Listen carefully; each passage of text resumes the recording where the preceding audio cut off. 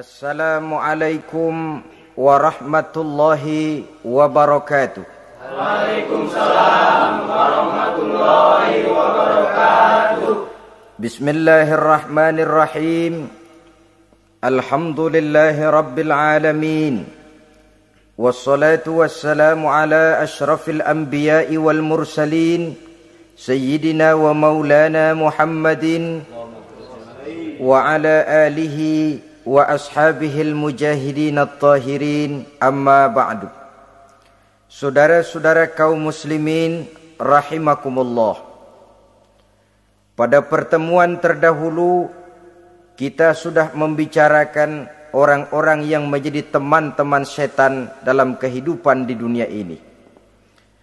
Maka pada pertemuan kali ini kita akan membicarakan tentang siapa yang menjadi musuh-musuh setan di dalam kehidupan. Dengan satu catatan, berbahagialah mereka yang menjadi musuh-musuh setan, tetapi celakalah mereka yang menjadi teman-teman setan. Bagaimanapun juga di dalam kehidupan ini, apabila orang telah memproklamirkan bendera permusuhan kepada kita, maka kita tentu seharusnya bersikap waspada dan mawas diri. Demikian juga iblis dan seluruh bala tentaranya yang terdiri daripada setan-setan. Mereka telah mengibarkan bendera permusuhan kepada Nabi Adam dan anak cucunya, kepada kita umat Rasulullah sallallahu alaihi wasallam. Akan sengsara dan celaka jika kepada iblis dan setan yang telah nyata-nyata mengibarkan bendera permusuhan itu kita mengadakan toleransi, mengadakan kerjasama, dan menjadi budak yang memperturutkan kemauan daripada iblis dan setan. Siapa yang menjadi musuh-musuh setan dalam kehidupan ini? Inilah pertanyaan berikutnya yang diajukan oleh baginda Rasul kepada iblis. Hai iblis, kalau teman-temanmu adalah seperti yang telah engkau jelaskan tadi, sekarang cobalah beritahu saya, siapa di antara umatku yang menjadi musuhmu dalam kehidupan ini? Atas pertanyaan ini, iblis laknatullah menjawab, ya Rasul, musuh-musuhku di antara umatmu, pertama, anta ya Muhammad. Musuhku yang pertama adalah engkau, wahai Muhammad. Kenapa iblis mencatat Nabi Muhammad sebagai tokoh nomor satu dalam deretan musuh-musuhnya? Mudah difahami. Pertama, keberadaan Rasul merupakan rahmah lil alamin, rahmah bagi lingkungan. Yang kedua, beliau berfungsi menyelamatkan manusia dari tempat yang gelap gulita, dari tempat kesesatan menuju tempat yang terang benderang, penuh berisi petunjuk dan hidayah dari Allah Subhanahu wa taala. Maka menurut iblis, inilah manusia perintang pertama atas segala daya dan usahanya menggelincirkan manusia ke jalan yang dimurkai oleh Allah Subhanahu wa taala. Kalau kita baca sejarah, risalah yang dibawa oleh Nabi Muhammad ini memang merupakan risalah yang membawa rahmah bagi alam sekitarnya. Ada sedikit perbedaan dengan risalah-risalah sebelum beliau. Sepertinya risalah yang dibawa oleh para rasul terdahulu itu mempunyai efek yang langsung pada kehidupan di dunia ini. Nabi Nuh misalnya menyampaikan agama. Hai umatku, ini agama. Umat menentang, turun banjir yang menenggelamkan orang-orang kafir. Azab diturunkan pada waktu itu juga, pada saat nabinya masih hidup. Jadi azabnya itu jenis cash, kontan. Nabi Soleh, hai umatku, ini agama. Mereka menolak, turun gempa bumi yang amat hebat menggulung orang-orang kufur. Nabi Musa, hai umatku, ini agama. Mereka menolak, sebagian ditenggelamkan di Lautan Merah, sementara sebagian lain dikutuk menjadi monyet-monyet yang hina seperti diceritakan dalam Al-Qur'anul Karim. Lain dengan Rasulullah sallallahu alaihi wasallam. Bagaimanapun kurang ajarnya umat yang dihadapi oleh beliau, bagaimanapun menentangnya jamaah yang dihadapi oleh beliau, azab tidak turun sepanjang beliau masih hidup. Ini merupakan jaminan dari Allah, wa ma kana Allahu liyu'azzibahum wa anta fihim. Allah sama sekali tidak akan menurunkan azab selama engkau wahai Muhammad masih hidup di tengah-tengah umatmu. Jadi keberadaan Nabi Muhammad merupakan jaminan keselamatan bagi umatnya. Selama beliau masih hidup, azab tidak turun bagaimanapun kurang ajarnya umat. Di sini sedikit bedanya dengan nabi-nabi terdahulu. Juga perbedaan dalam pola dakwah. Nabi Nuh ketika dakwahnya ditolak oleh umat, keluar doanya meminta umatnya ditenggelamkan. Tetapi Nabi kita ketika dilontari batu oleh umat, malah beliau mendoakan umatnya agar memperoleh hidayah. Oleh sikap yang semacam ini, wajar lalu iblis menganggap Nabi Muhammad sebagai musuh ranking pertama. Yang kedua, siapa musuhmu di antara umatku? Yang kedua kata iblis, musuhku Muhammad imamun adil. Pemimpin yang adil. Itu yang akan menjadi musuhku di dunia ini. Putus asa iblis menghadapi pemimpin yang adil. Tipu dayanya tidak terkena. Segala tingkah polanya tidak diperturutkan. Imam yang adil, pemimpin yang adil merupakan musuh daripada iblis laknatullah alaih. Apa sebabnya? Karena pemimpin yang adil mempunyai dampak dalam kehidupan di dunia ini. Melindungi orang banyak, menenteramkan orang banyak. Makin aman, tentram, tenang situasi dan kondisi, makin mudah orang melaksanakan ibadah. Makin tekun orang melaksanakan ibadah, makin dekat dia dengan Allah. Makin dekat manusia dengan Allah, makin jauh dia dari iblis. Sebab dua hal ini selalu kontradiktif. Jika kita jauh dari Allah, tentu dekat dengan iblis. Jika kita jauh dari iblis, harus dekat tentu dengan Allah. Dan begitu selanjutnya. Dalam kaitannya dengan kehidupan kita sekarang, saudara-saudara, disinilah perlunya mempersiapkan manusia.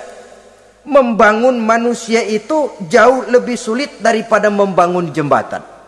Membangun manusia itu lebih sulit daripada membangun gedung-gedung bertingkat. Termasuk membangun dan mempersiapkan calon-calon pemimpin yang adil di masa yang akan datang. Membangun jembatan penting. Tapi lebih penting daripada membangun jembatan adalah membangun manusia yang bikin jembatan. Sebab kalau manusia yang bikin jembatan tidak dibangun lebih dahulu, saya khawatir jembatannya nanti habis dimakan oleh yang bangun jembatan. Mengaspal jalan raya penting. Lebih penting dari mengaspal jalan raya, membangun manusia yang mengaspal jalan itu. Sebab kalau manusia yang mengaspal jalan bermental rusak dan bejat, saya khawatir jalan belum selesai, aspalnya habis dimakan oleh yang ngaspal. Inilah pentingnya membangun manusia pembangunan. Semua tugas-tugas besar, semua pekerjaan-pekerjaan yang baik harus berangkat dari niat yang baik, berangkat dari hati yang bersih. Siapapun adanya kita, apapun profesi kita. Yang jadi kiai, marilah berangkat dari niat yang bersih. Yang jadi mubalik, marilah berangkat dari niat yang bersih. Niatnya itu mau menghidupkan Islam atau mau cari hidup jual Islam. Kalau mau menghidupkan Islam, mari sama-sama kita berjuang. Tapi kalau mau cari hidup untuk dengan menjual Islam, minggir saja daripada nanti bikin malu. Yang mengurus masjid, mari berangkat dari niat yang bersih. ngurus masjid itu niatnya mau menghidupkan masjid atau mau cari hidup di dalam masjid. Kalau mau menghidupkan masjid, mari. Tapi kalau mau mencari hidup di dalam masjid, tolong minggir saja daripada nanti bikin aib. Yang jadi orang alim, mari berangkat dari niat yang bersih. Jangan memperjualbelikan fatwa, yang halal dikatakan haram, yang haram jadi samar-samar, nanti membingungkan umat. Berangkat dari niat yang bersih, membangun manusia, pembangunan. Ini barangkali istilah yang lebih kena. Saudara-saudara kaum muslimin rahimakumullah. Setiap kita pada hakikatnya punya bakat. Secara fitrah yang kita bawa, bakat apapun kita ini punya. Saudara punya bakat jadi pemimpin, saudara pun punya bakat jadi pengkhianat. Saudara punya bakat jadi orang soleh, saudara juga punya bakat jadi orang salah. Saudara punya bakat jadi orang besar, saudara pun punya bakat jadi orang hina. Seluruh bakat ada di dalam diri kita. Tinggal nanti pertumbuhannya mana yang lebih subur. Saudara punya sifat berani, saudara pun punya sifat takut. Seberani-beraninya orang mesti ada sifat takutnya. Nanti mana yang tumbuh lebih subur? Kalau takutnya tumbuh lebih subur, dia akan jadi orang penakut. Kalau beraninya yang tumbuh lebih subur, dipupuk oleh lingkungan, pendidikan dan sebagainya, dia akan tumbuh jadi orang pemberani. Oleh karena itu, agama merupakan lingkungan yang subur untuk menumbuhkan benih-benih yang baik yang kita bawa bersamaan dengan lahirnya kita ke alam dunia ini. Setiap kita, saya, saudara, punya bakat jadi pemimpin, punya bakat jadi pengkhianat, punya bakat jadi pengabdi, punya bakat jadi koruptor, punya bakat jadi pemelihara, punya bakat jadi perusak. Tinggal nanti lingkungan, pendidikan yang menumbuhkan mana yang tumbuh lebih subur. Kalau lingkungan saudara lingkungan maling, maka sifat pengkhianat akan tumbuh lebih subur. Kalau nanti saudara jadi pemimpin, insya Allah korupsi. Lingkungan yang menumbuhkan sifat mengabdi, sifat berbuat tanpa pamrih, kalah. Dikalahkan oleh sifat pengkhianat dan korupsi itu yang dibentuk oleh lingkungan, pendidikan, pengalaman dan sebagainya. Oleh karena itu, secara dini agama menanamkan, menyuburkan fitrah-fitrah yang baik yang kita bawa bersamaan dengan hadirnya kita dalam kehidupan ini. Sebab itu seorang penyair bernama Syauqi mengatakan dalam sebaik syairnya, waladatka ummuka ya ibna adam bakian wan nasu haulaka yadhakuna surura. Hai manusia, pada saat kamu dilahirkan kamu menangis dan orang lain di sekelilingmu ketawa. Kakek senyum dapat cucu baru, paman gembira dapat keponakan baru, sementara kita yang lahir menangis. Betul apa benar? Apa ada saudara yang begitu dilahirkan terus nyengir? Saya kira kabur dukunnya itu. Setiap kamu hai manusia lahir dalam keadaan menangis, orang sekelilingmu tertawa. Karena itu katakan kepada mereka yang senyum di sekelilingmu, hai manusia, pada saat saya dilahirkan saya menangis dan kamu semua tertawa. Baik manusia. Tapi nanti pada satu saat harus terjadi kebalikannya. Kalau dikala saya lahir saya menangis dan kau semua senyum, nantilah manusia. Kalau satu saat saya meninggalkan alam dunia ini, saya akan berangkat dengan senyum. Dan kalian semua akan berurai air mata. Kalau perlu dari Sabang sampai Merauke kibar bendera setengah tiang. Kalau perlu. Jangan terbalik, kita mati melotot orang malah gembira. Karena hidup selalu membawa sifat-sifat yang merusak. Inilah orang kedua yang menjadi musuhnya iblis dan beruntung menjadi musuh iblis. Siapa? Imamun adil, pemimpin yang adil. Saudara-saudara kaum muslimin rahimakumullah. Yang ketiga musuh iblis, ghaniyun mutawadhi, orang kaya yang rendah hati, orang kaya yang tidak sombong. Kaya apa saja, Baik kaya oleh karena ilmu, orang yang kaya karena ilmu disebut orang alim. Baik kaya karena materi, orang kaya karena materi dinamakan hartawan. Baik kaya karena kedudukan, orang yang kaya karena kedudukan dinamakan pejabat. Orang kaya yang rendah hati itu musuh iblis. Beruntung dia menjadi musuh iblis. Iblis tidak senang ada orang kaya tidak sombong. Tapi iblis paling senang kalau ada orang kaya sombong. Lebih senang lagi iblis kalau ada orang miskin sombong. Masya Allah. Orang kaya sombong, walaupun iblis senang, orang masih bilang pantas saja dia sombong, kaya apaan aja punya. Udah miskin sombong, kira-kira yang disombongin apaan? Dalam segala bentuknya sombong ini Allah tidak senang. Tapi iblis senang. Kenapa? Karena sponsor sombong iblis. Kan yang pertama kali sombong iblis toh. Ketika disuruh sujud kepada Nabi Adam, dia nggak mau. Ini kesombongan pertama yang terjadi dalam sejarah. Ketika ditanya kenapa kau tidak mau sujud iblis? Ah, saya kan dibikin dari api, Adam dari tanah. I am the best. Saya lebih hebat daripada iblis, daripada Adam. Adam baru kemarin dibikin, saya sudah lama. Kata Allah, kamu sombong iblis, ini surga bukan tempat orang sombong, keluar. Terusir dia dari surga. Jadi kesombongan pertama adalah kesombongan yang dilakukan oleh iblis. Dan dia tanamkan itu kepada kita supaya jadi orang sombong. Karena itu sombong ilmu Allah nggak senang, tapi iblis senang. Mentang-mentang ada ilmunya. Nih, satu-satunya ustadz di sini ya.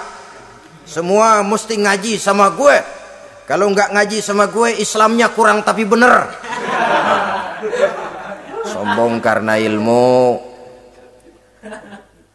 Sombong karena pangkat. Mentang-mentang pakai bintang di pundak, jalan pundak duluan. Yang wajar saja hidup ini. Sombong harta pun begitu. Kaum muslimin rahimakumullah. Orang kaya yang rendah hati dimusuhi oleh iblis, tapi dicintai Allah, dicintai Rasul, dicintai malaikat. Caranya bagaimana? Kembali kepada satu kesadaran bahwa pada saat terlahir ke alam dunia ini tidak ada yang pernah kita bawa. Kalau sekarang kita punya rumah, punya kebun, punya kendaraan, punya pabrik, punya segala macam benda, apa itu? Titipan. Pada suatu saat akan diambil kembali oleh yang menitipnya. Kalau titipan itu pandai kita jaga, pandai kita syukuri, titipan akan makin banyak. Sama juga kita dalam kehidupan. Kalau orang bisa kita percaya, saya mau pergi ke luar negeri, rumah saya titip kepada tetangga. Saya pulang dari luar negeri, isi rumah tetap, tidak berkurang, malah dibersihi, malah disapu, dihilangkan kotorannya. Tentu bukan main syukur saya, girang saya. Akan bertambah kepercayaan saya untuk menitipkan apa saja. Ini makna la in syakartum la azidannakum wa la in kafartum inna azabi lasyadid. Kalau kamu pandai bersyukur, aku tambah nikmat. Tapi kalau kamu ingkar, azabku teramat pedih.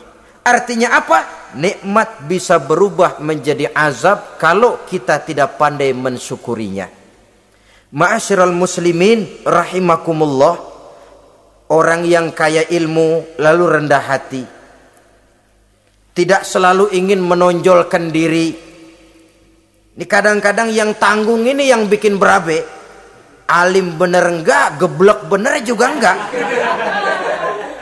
Yang sedikit-sedikit mau nonjolin diri. Kalau enggak jadi imam enggak mau ke masjid. Enggak jadi imam enggak mau ke musola. Pokoknya kalau enggak jadi imam marahan sama musola. Macam mana? Saudara-saudara kaum muslimin, rendah hati. Tidak selalu ingin menonjolkan, sebab orang yang selalu ingin menonjolkan dirinya biasanya orang yang kekurangan kepercayaan kepada kemampuan dirinya sendiri. Dia selalu ingin dinomorsatukan. Dia selalu ingin ditempatkan pada ranking teratas. Dia tidak percaya diri. Orang yang percaya diri dapat bersikap wajar dalam kehidupan. Begitu juga kaya karena harta, dengan menyadari bahwa harta bagaimanapun banyaknya titipan dari Allah. Pada suatu saat akan kembali. Dia harus dimanfaatkan sesuai dengan kehendak yang menitipnya. Begitu juga kaya oleh karena pangkat, kedudukan dan jabatan. Pada suatu saat jabatan itu akan hilang dari diri kita. Karenanya sering saya jelaskan bahwa pangkat di dunia ini yang paling tinggi pensiun. Titel yang paling akhir almarhum. Saudara setuju atau tidak, titel itu akan saudara dapat. Bagaimanapun kita cinta kepada pangkat, kedudukan, entah pada akhirnya suatu saat akan sampai kepada posisi yang namanya pensiun. Kalau sadarlah kita kepada pemikiran ke arah sana, maka untuk mencapai kekayaan, baik kekayaan harta, kekayaan kedudukan, tidak lalu menghalalkan segala cara untuk mencapai tujuan. Tapi dibatasi oleh norma dan kaedah yang harus dia taati, baik kaedah agama maupun kaedah bernegara. Inilah orang ketiga yang menjadi musuhnya iblis, orang kaya yang rendah hati, orang kaya yang tidak sombong. Yang keempat, saudara-saudara, tajirun shadiq, pedagang, pengusaha yang jujur. Iblis gedek betul, benci bukan main sama pengusaha, sama pedagang yang jujur, yang tidak ngurangi timbangan, tidak nipu pembeli, tidak barang yang jelek dibilang bagus, atau yang bagus di atas, yang jelek di bawah, atau dicampur yang baik dengan yang jelek supaya kelihatan semuanya jadi baik. Semua orang ingin untung, tidak ada kecuali siapapun orangnya, dan itu wajar. Setiap manusia ingin mendapat keuntungan, kalau perlu dengan modal minimal mencapai keuntungan maksimal, seperti yang diajarkan oleh teori ekonomi. Itu kan yang namanya produktif kan. Satu usaha dinamakan produktif, bagaimana kita mengeluarkan modal minimal bisa mencapai keuntungan maksimal. Silakan. Bahwa manusia ingin untung itu insting, naluri, fitrah. Tidak ada orang yang mau rugi. Tapi cara mencapai keuntungan itu yang membedakan antara seorang muslim dengan yang bukan muslim. Sudah pernah saya sampaikan, apabila kaum pengusaha, para pedagang sudah dijangkiti penyakit yang tidak jujur, yang akan timbul adalah kekacauan ekonomi. Kekacauan ekonomi bisa menimbulkan revolusi sosial, dan revolusi sosial merupakan kiamat satu generasi. Semua kericuhan hampir bermuara dari perut, dan itu ekonomi.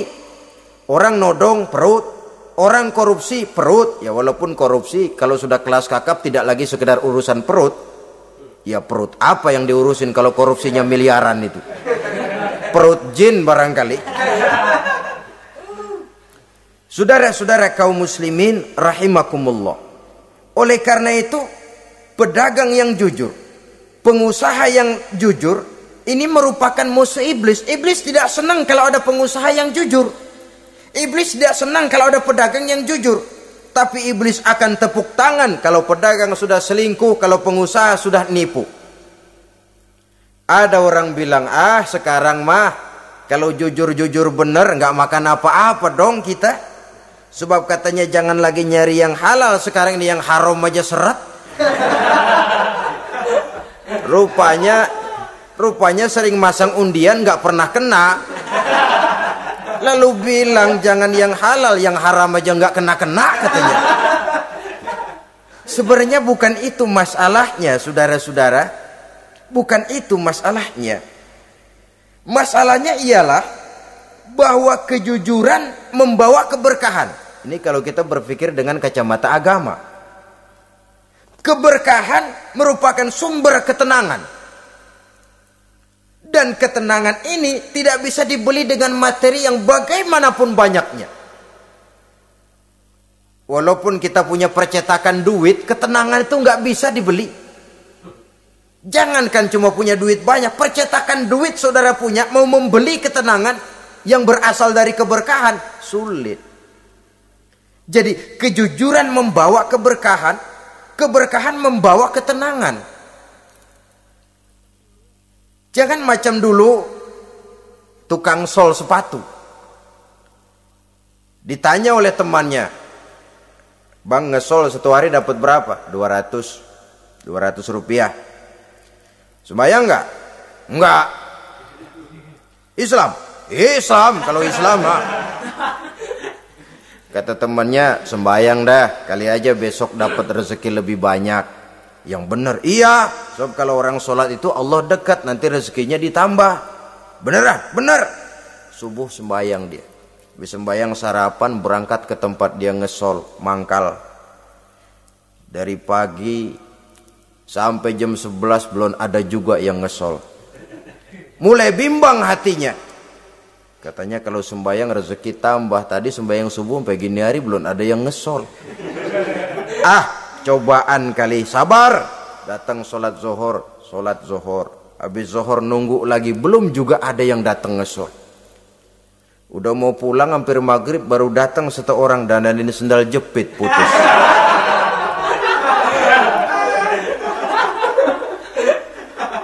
Sudah bayar 25 rupiah, pulang dia si tukang sol ini, ketemu sama temennya yang nyuruh sholat tadi. Ditanya, "Bagaimana penghasilan ini hari?" Apa dijawab? "Gua kapok deh sembahyang."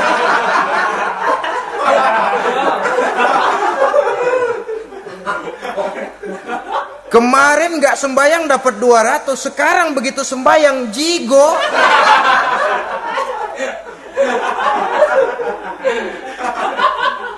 Dia tidak sadar bahwa dengan dari kacamata agama 25 rupiah yang membawa berkah jauh lebih baik ketimbang 200 uang panas.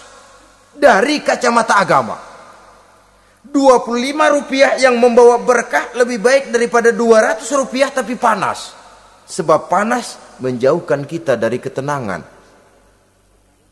Itulah sebabnya maka pedagang yang jujur, pengusaha yang jujur menjadi musuh setan dan beruntung. Sekarang jadi pengusaha jujur-jujur nggak dapat proyek, Pak. Kalau nggak bisa semir semur. Padahal agama sudah menjelaskan ar-rashi wal murtashi finnar. Orang yang nyogok dan orang yang disogok dua-duanya neraka. Kenapa? Join termasuk ta'awanu 'alal ismi wal udwan. Bertolong-tolongan dalam berbuat dosa dan kesalahan. Kalau hadiah, lain hadiah. Kalau sedekah, lain sedekah.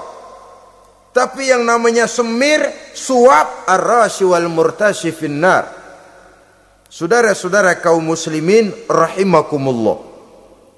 Jadi pedagang yang jujur, pengusaha yang jujur merupakan salah satu roda perekonomian. Kegoncangan ekonomi akan menimbulkan dampak sosial yang sangat luas dan kompleks. Yang pada giliran puncaknya, dampak paling negatifnya, dia sanggup menggerakkan terjadinya revolusi sosial. Bukankah sebagian besar gerak hidup manusia dimotivasi oleh keinginan untuk mempertahankan kelangsungan hidup? Dan kelangsungan hidup artinya mulut. Mulut itu artinya perut dan itu artinya makan. Setelah itu mungkin baru pangan, baru sandang, baru dia berpikir pakaian dan sebagainya. Jadi karena dia merupakan penggerak roda ekonomi, pedagang yang jujur, pengusaha yang jujur mutlak diperlukan dalam kehidupan ini. Sebab sekali lagi kejujuran akan membawa keberkahan, keberkahan memberikan ketenangan dalam kehidupan. Oleh karenanya kita umat Islam biarin duit kita banyak asal berkah. Itu tentu idealnya. Ketimbang dikit tidak berkah, lebih baik ia banyak, ia berkah. Dan keberkahan itu datang lewat kejujuran. Kejujuran ini sudah dicontohkan oleh Rasul pada saat beliau berniaga ke negeri Syam. Dikala berumur 9 tahun, bahkan dikala berumur 25 tahun, seketika membawa dagangan Sayyidatuna Khadijah yang kelak jadi istri beliau. Saudara-saudara, kita maklum bahwa solat merupakan sarana yang paling efektif untuk mendekatkan manusia kepada Allah. Makin dekat manusia dengan Allah, makin tidak senang iblis dan setan. Karena itu segala macam cara mereka berusaha mengaduk-ngaduk solat kita. Dan sesungguhnya, jikalau kita mengerjakan solat, itu kan targetnya cuma 2. Pertama, agar solat kita itu sah. Yang kedua, agar solat kita itu qabul, yakni diterima oleh Allah. Kalau soal sah dan tidak, ukurannya gampang. Saya kalau ditanya orang, Pak, solat saya sah atau tidak? Saya bisa jawab. Saudara, solatnya syarat rukunnya cukup apa tidak? Cukup, sah. Itu kalau perkara sah.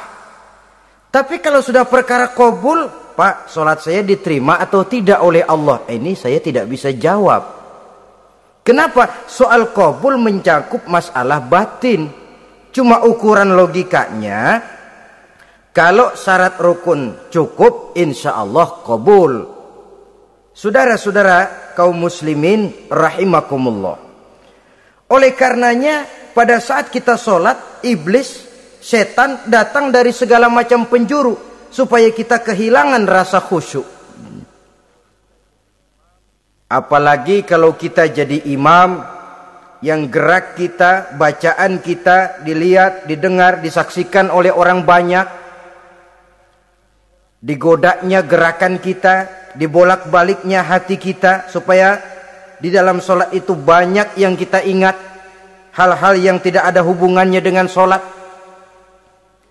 Kadang-kadang belum sholat kita ribut nyari pulpen, nggak ketemu. Begitu takbir ingat pulpen di atas lemari. Mulai goncang lagi niat kita sholat.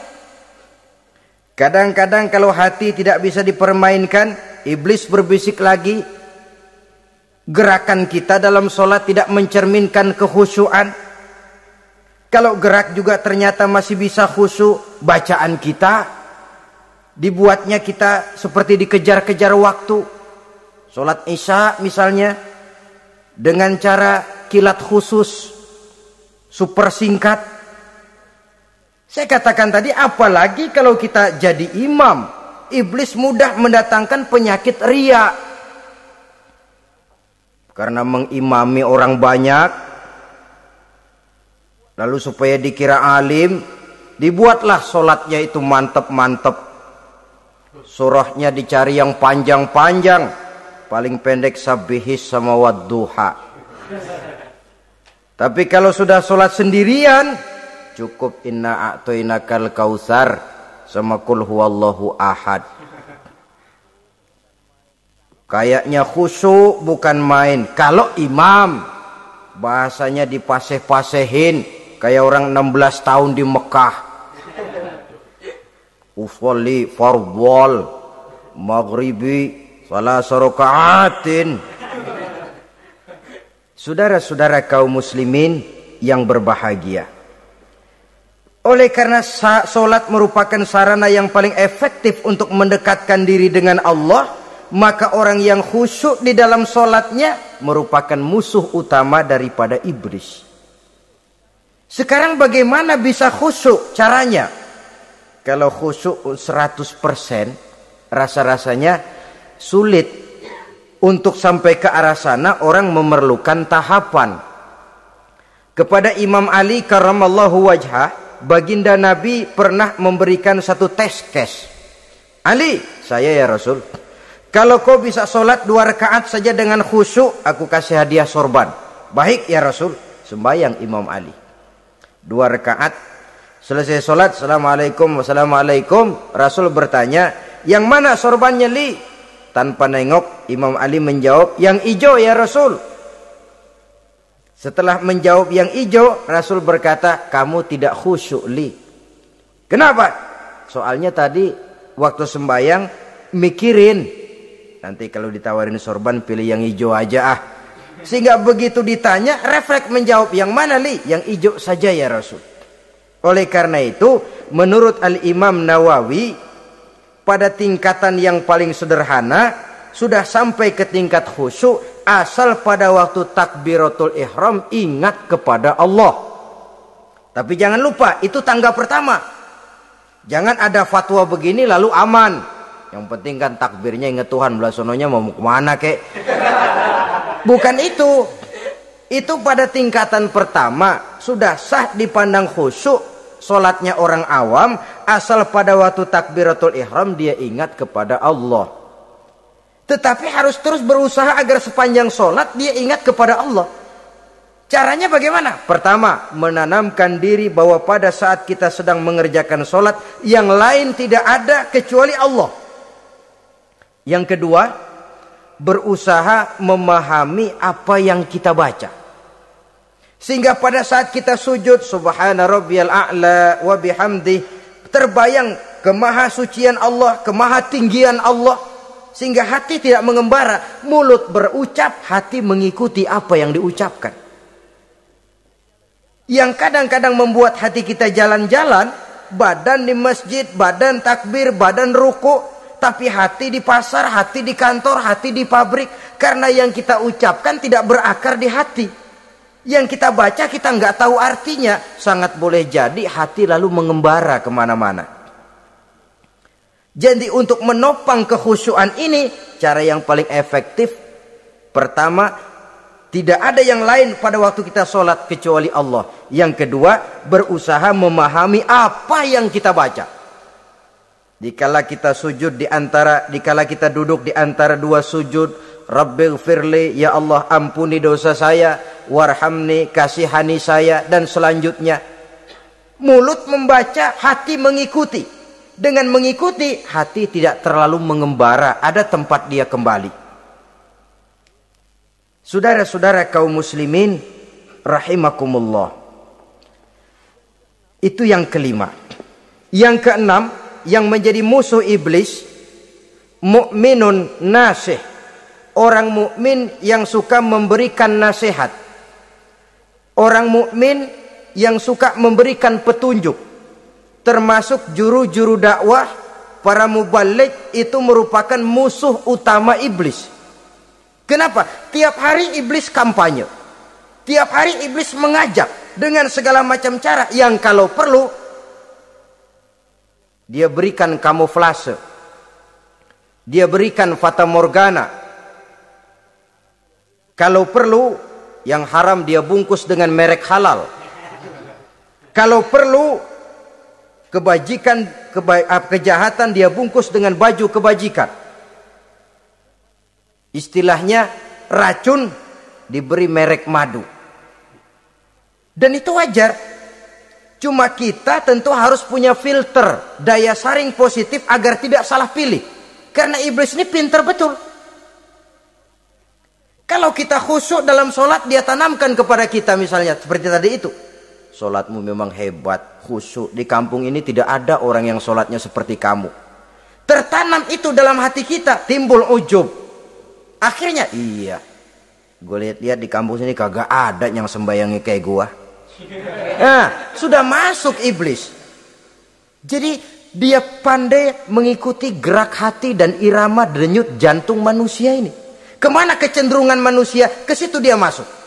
Pendeknya iblis itu ibarat tukang joget, dia ngerti bener irama kendang. Saudara-saudara kaum muslimin rahimakumullah. Termasuk juru-juru dakwah, para mubaligh, orang yang suka memberikan nasihat ini. Mereka memberikan filter kepada umat, kepada jamaah, jangan sampai salah pilih. Dan iblis menyesatkan kita supaya kita salah pilih. Satu contoh ringan. Kalau di depan saudara ada dua buah gelas, yang segelas isinya jamu, yang segelas sirup. Kira-kira saudara minum yang mana? Jamu. Jamu apa sirup? Jamu. Sirup apa jamu? Jamu. Orang yang pikirannya panjang, dia pasti minum jamu. Pahit memang, getir memang, tapi besok badan sehat, tenaga kuat, gairah kerja ada, kreativitas timbul, semangat menghadapi kehidupan tumbuh. Orang mukmin, orang yang berpandangan jauh ke depan. Pandangannya panjang. Panjang kemana? Tidak cuma ke dunia, sampai juga dia memandang ke alam barzah, ke akhirat. Sholat itu jamu, pahit. Ngaji, hadir di majelis taklim, itu jamu, pahit. Sedekah, jamu, pahit. Mengeluarkan uang untuk kepentingan orang lain, enak aja minta sumbangan, datang-datang yang nyari peres keringat banding tulang gue, lu datang-datang mau minta. Yang enak ngumpulin harta, lalu bakhil bin pelit alias medit. Itu jamu. Saudara hadirin yang saya muliakan, sedekah jamu, pahit. Puasa jamu, pahit. Jihad jamu, pahit. Tapi nanti begitu kita meninggalkan dunia, masuk ke alam barzah, apalagi pindah ke akhirat, baru terasa, aduh, nikmatnya dulu kemarin itu minum jamu, sekarang badan sehat, tenaga kuat, kerja semangat. Nikmatnya dulu saya waktu di dunia sholat, rajin ngaji, suka sodako, suka menolong orang. Sekarang terasa manfaatnya. Begitu saya berada di alam barzah, apalagi sudah dibangkitkan di padang mahsyar di akhirat nanti, terasa seluruh kebajikan yang saya kerjakan. Nah, orang yang berpikir jangka pendek, cuma ngelihat yang ada di depan hidungnya saja. Ngapain minum jamu getir, sirup nih, manis. Dia minum, dia ambil sirup, minum, manis memang pada waktu minum, tapi besok bibir jontor. Meninggalkan perintah Allah, sirup itu manis. Tidak sholat, manis. Tidak bayar zakat, sirup, manis. Tidak mau puasa, sirup, manis. Manis sekarang. Tapi nanti besok begitu masuk ke alam barzah, begitu dibangkitkan di padang mahsyar di akhirat nanti, merintih kita menahan penyesalan yang sudah tidak ada artinya lagi. Sampai-sampai penduduk mahsyar itu ada yang berkata, diceritakan dalam Quran, ya laitani kuntu turaba. Wahai celaka, kenapa kita nggak jadi tanah saja? Menyesali kejadiannya. Andai kata mereka bisa kembali ke hidup di dunia lagi, mereka akan minta kejadian yang kedua untuk berbuat baik. Tapi tentu sudah penyesalan yang tidak ada gunanya lagi. Maka saudara-saudara, emang cuman jalan duluan kecebur di sumur yang nyesel duluan. Ada orang jalan, yang paling depan kecebur di sumur, itu tuh gue nyesel duluan katanya. Nyesel duluan, yang lain mesti nyeselnya belakangan. Saudara hadirin yang saya muliakan, nah, orang yang suka memberikan nasihat kepada orang lain dimusuhi iblis. Kenapa? Tentu nasihat yang membawa kebaikan. Iblis nggak senang betul itu. Kita nasihatin teman, udah berhenti dah, jangan pada mabok lagi. Iblis gergetan bener.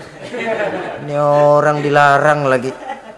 Kita nasihati teman, udah jangan masang-masang lagi dah, nggak bakalan kena, dikebohongin.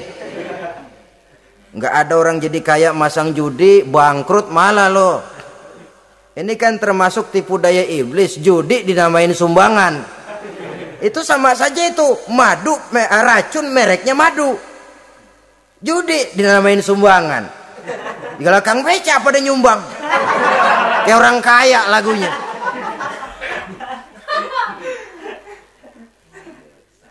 Saudara-saudara kaum muslimin rahimakumullah, adalah kewajiban kita memang untuk tawasau bil haq, saling nasihat menasihati. Setiap kita juru dakwah, setiap kita wajib menyampaikan apa yang sudah kita tahu kepada orang yang belum atau kurang tahu. Saudara yang bisa bismillah wajib mendakwahkan bismillah itu kepada orang yang belum tahu bismillah. Saudara bisa Fatihah harus menyampaikan itu kepada orang yang belum bisa Fatihah. Persetan dengan orang lain. Apalagi yang cuma kerjanya ngeritik saja, lu baru bisa Fatihah doang udah ngajar. Biar aja yang diajarin gak bisa Fatihah kok. Apa masalahnya pemerataan di bidang keilmuan? Sebab memang biasa penonton itu selalu lebih pandai menilai, kayaknya lebih pintar dari yang main. Sama saja orang nonton bola ngomel melulu, padahal dia sendiri belum tentu bisa main. Dengerin orang pidato pun begitu, monten bisa. Wah, kalau dia yang pidato 1 jam kayak semenit. Tapi kalau si Ano tuh kita udah pegel belum juga mau berhenti. Monten bisa, coba dia suruh pidato udah 1/4 jam masih ama ba'du. Apa mau dibilang ama ba'du?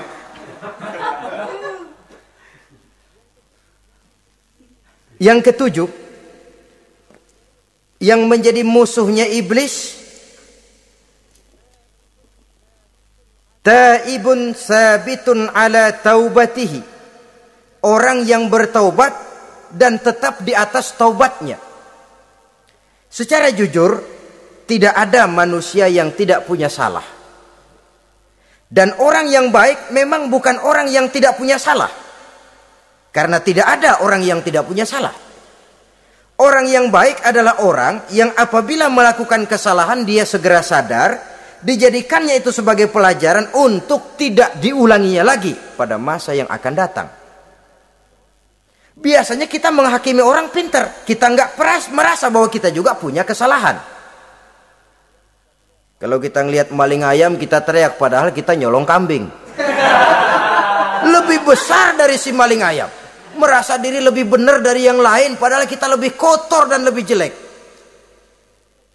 Hilang sifat introspeksinya. Yang kita musuhi, yang kita caci maki, tahu-tahu kita sendiri yang melakukannya. Saudara-saudara kaum muslimin, orang yang bertaubat dan tetap dalam taubatnya stabil, itu musuh iblis. Apa ada orang yang taubatnya nggak tetap? Ada, yang istilah kita taubat sambal namanya. Kalau dia makan sambal kepedesan, taubat makan sambal. Besok mau makan kagak ada sambal, ngomel. Mana sambal? Kemarin udah taubat, sekarang mana sambal? Ini taubat yang namanya taubat sambal. Istighfar, habis istighfar nyolong lagi, istighfar lagi, besok nyolong lagi, istighfar lagi. Itu taubat yang tidak tetap namanya. Allah Maha Pengasih dan Penyayang dengan segala kebesarannya. Ia akan memaafkan segala perbuatan yang bersifat salah dari hamba-hambanya. Cuma manusia kadang-kadang yang tidak mau memaafkan dirinya sendiri. Amat dungu manusia macam ini, membiarkan dirinya hanyut berlarut dalam lembah dosa, sementara dia diberikan umur tidak digunakannya untuk bertaubat. Innallaha yaqbalu taubatal abdi ma lam yugharghir. Allah senantiasa akan menerima taubat seorang hamba sepanjang nafasnya belum sampai di tenggorokan. Kalau nafas sudah sampai di tenggorokan baru berniat taubat, kasib terlambat. Kayak Fir'aun. Fir'aun itu begitu ditenggelamkan di lautan merah, udah cengap-cengap mau mampus, baru ngomong dalam sekaratnya, amantu bi Rabbi Musa wa Harun. Kalau begini mah saya juga percaya sama Tuhannya Musa. Udah sekarat baru mau taubat, malaikat maut gemes banget, dilelepin, mati.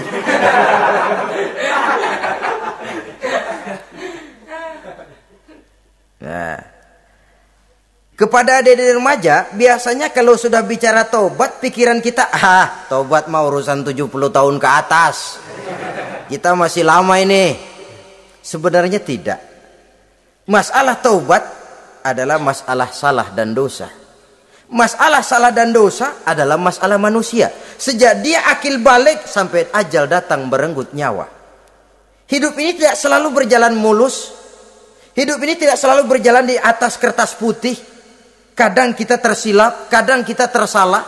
Kadang situasi dan kondisi menyebabkan kita berbuat lain dari yang seharusnya. Itu kehidupan. Silih berganti. Oleh karenanya pesan Nabi, wa'at bi'i sayyi'atal hasanah. Perbuatan salah ikuti dengan kebajikan. Dosa iringi dengan taubat. Jangan nunggu. Saya untuk taubat takut nanti bikin lagi. Nah, ini namanya punya harapan mau bikin lagi. Nanti aja dah kalau tua-tuaan. Saudara, kalau dosa itu ditumpuk, itu sama saja kotoran yang menodai hati. Kalau kotoran gak rajin kita bersihin, dia akan berkarat. Dan kalau sudah berkarat, sudah sulit untuk dibersihkan. Itu makna ungkapan Imamul Ghazali, hati manusia sebening kaca. Lapisan dosa yang dia kerjakan adalah debu yang menutupi jernihnya kaca. Orang yang bersih dari dosa, dekat dengan Allah, hatinya jernih seperti kaca. Dari hati yang jernih, radarnya kontak kepada Allah. Sinyalnya nyambung channelnya itu. Getarannya hebat. Wajar kalau lalu dia bisa tahu apa yang besok akan terjadi. Diberitahu oleh Allah. Yang namanya ilmu laduni itu. Ilmu yang ditransfer langsung oleh Allah. Karena kebersihan hatinya. Ah, mana ada orang gak belajar bisa pinter. Iya, kalau hatinya butek emang gak ada. Tapi kalau Allah mau berberangkat dari hati yang bersih, yang kontaknya nyambung kepada Allah, hati itu seperti kaca, kata Imam Ghazali. Dosa yang kita lakukan adalah debu.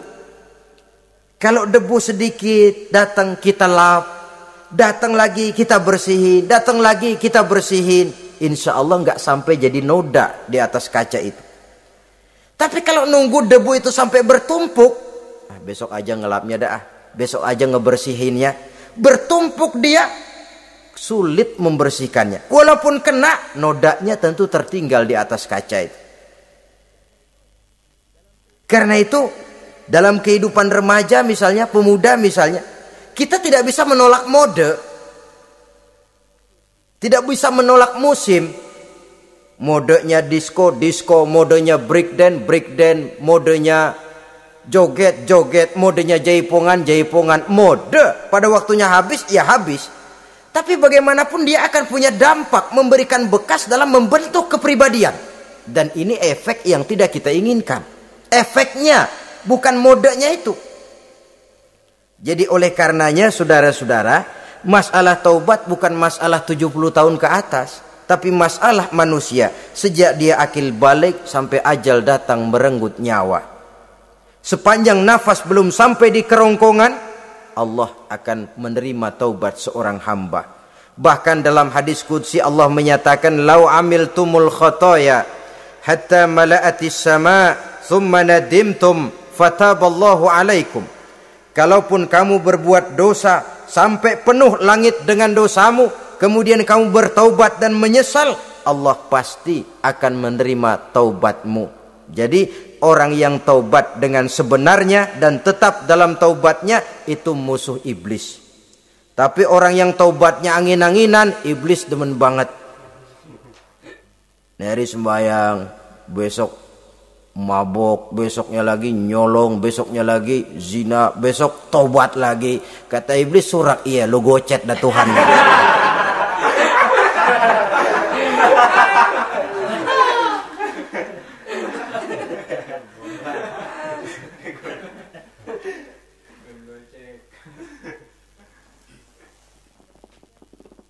Selanjutnya yang ke-8, musuh iblis, musuh setan, mukminun yudawi mu'alat taharah.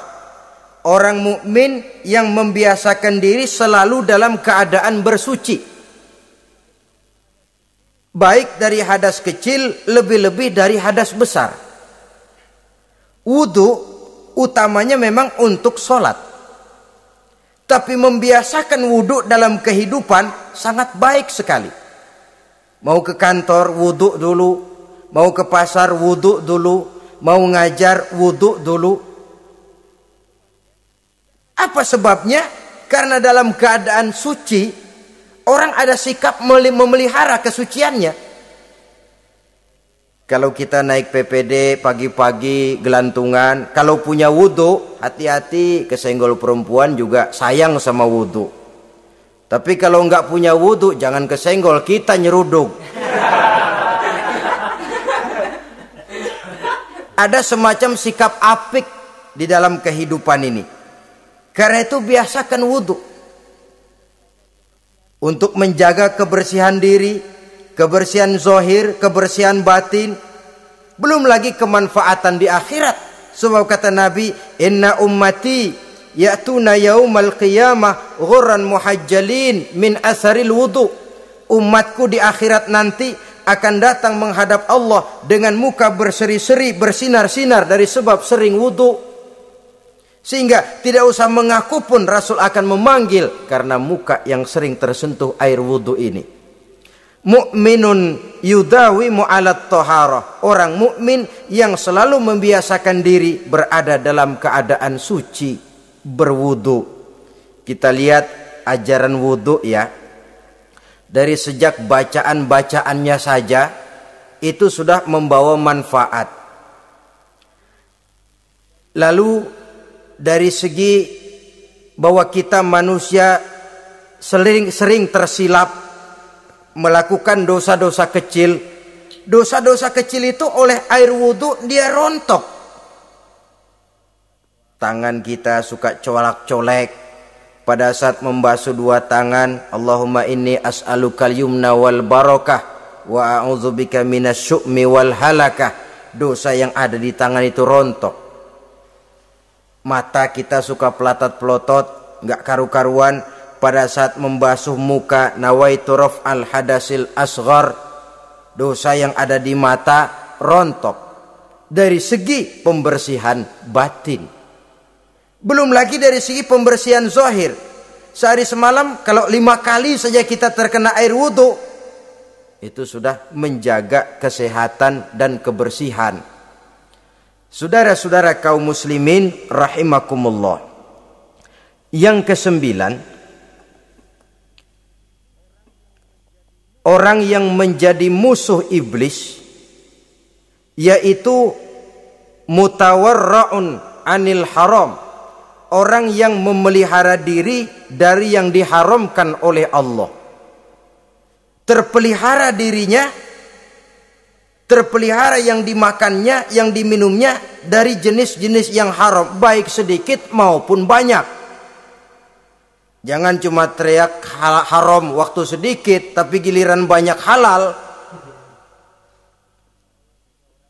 Sama saja orang dikasih tahu, itu ada cerita anak-anak, Pak Haji punya anak main judi, dikasih tahu, Pak anak bapak main judi, astagfirullah katanya. Tapi menang Pak, alhamdulillah.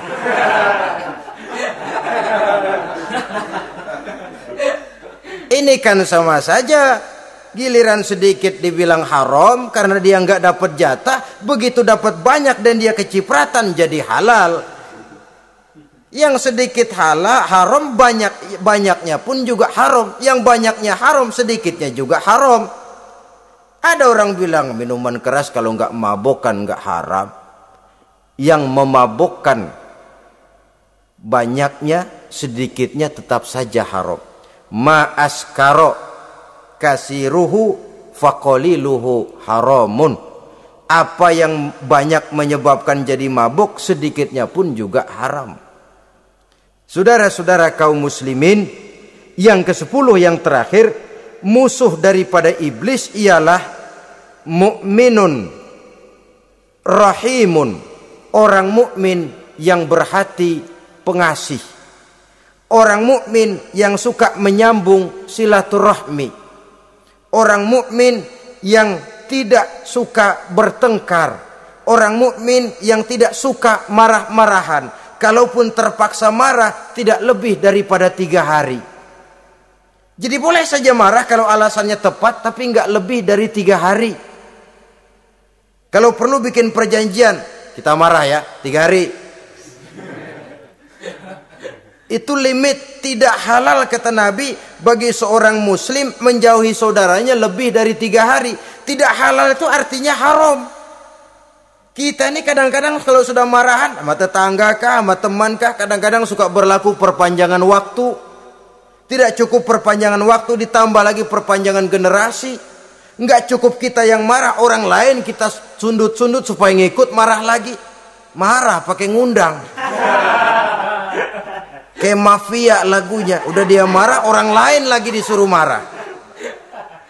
Saudara hadirin yang saya muliakan, mukmin yang punya sifat belas kasih, berhati jernih, itu musuh utama dari iblis. Tapi mukmin yang suka marah-marahan, tukang hasut dan tukang bakar, itu teman-teman iblis. Oleh karena itu, mudah-mudahan kita semua menjadi musuh iblis. Dan jangan menjadi musuh iblis. Jangan menjadi teman iblis.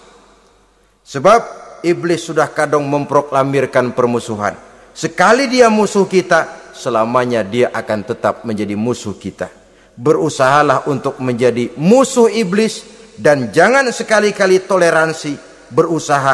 Jangan berusaha menjadi teman iblis. Inilah yang kita bicarakan pada pertemuan ini. Mudah-mudahan ada manfaatnya.